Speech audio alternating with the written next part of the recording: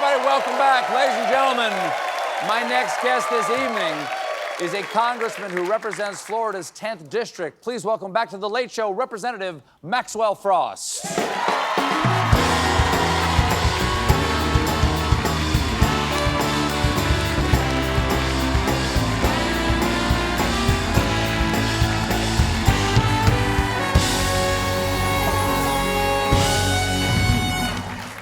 Good to see you again. Yeah, good to be here. It's been a bit. Last time you were here, you'd been in office for 9 months or something along those lines. It's been 2.5 years now. Compare and contrast your experience from the first year to now in the middle of your third year, and please support your answer with specific examples. What's different now than 2 years ago?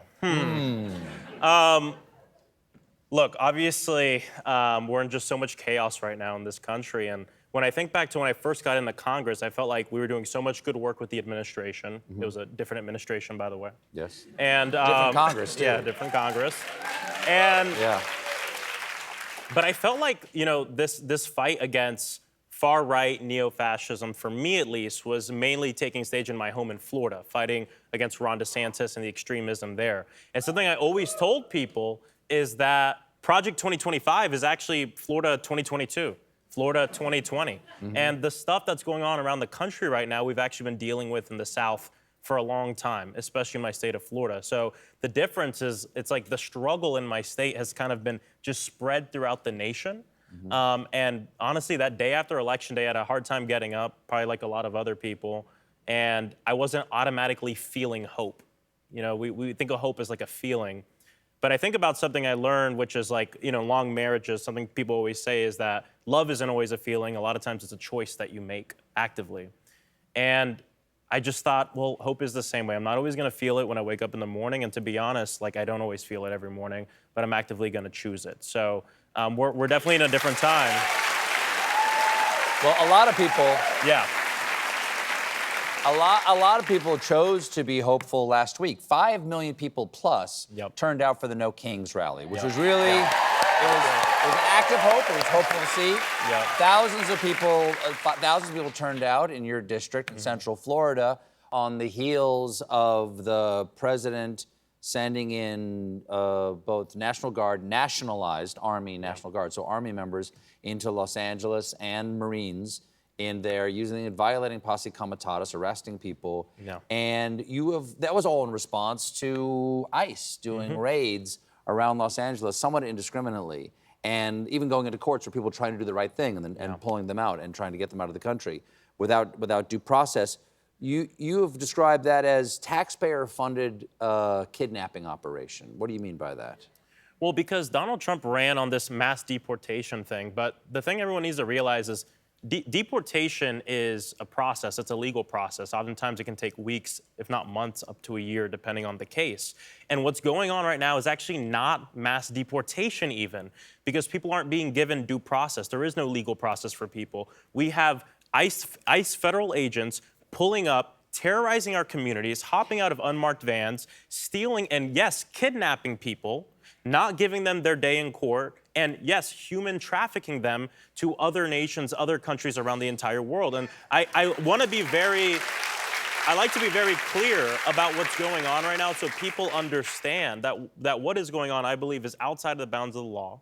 Due process is something that applies to every person in this country, regardless of your status. And this is from the party that likes to talk a lot about American exceptionalism, but they want to rip away the few things that make our country actually exceptional. And part of that is the fact that our rights are for everybody.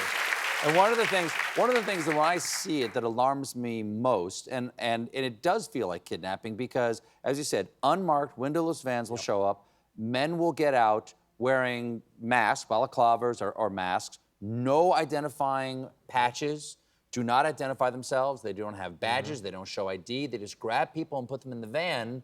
I mean, in a state like Florida that has a stand your ground law and people can open carry, it's dangerous for those officers. It's not just for the people, because why wouldn't you think that you were being attacked? No, it's dangerous for everyone. It's completely chaotic. And my other thing is, if you are proud of what you're doing, why do you have to wear a mask to do it?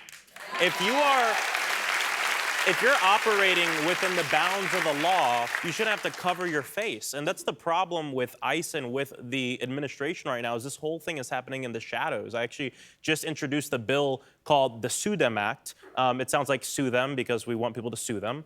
And what it does is it mandates where if someone is taken by ICE and they're put in a detainment facility or they're put in a jail under what's called an ICE detainer, that they are required to post publicly why that person is there, where they're at, and all the information associated with the case. Because here's the problem, is that I'm meeting so many families in my district and across the country that one day their husband goes missing and they just have no idea where their loved ones are at.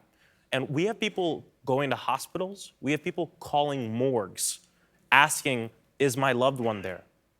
That's what this country has devolved to right now because of this president and because of this whole operation that is completely BS and lied to people. And he went around the country telling people that you can't afford your rent because of immigrants, that you can't send your child to school, you can't afford food because of trans people. No, it's because of mega billionaires like Donald Trump and corporations that have been rigging the system for so long.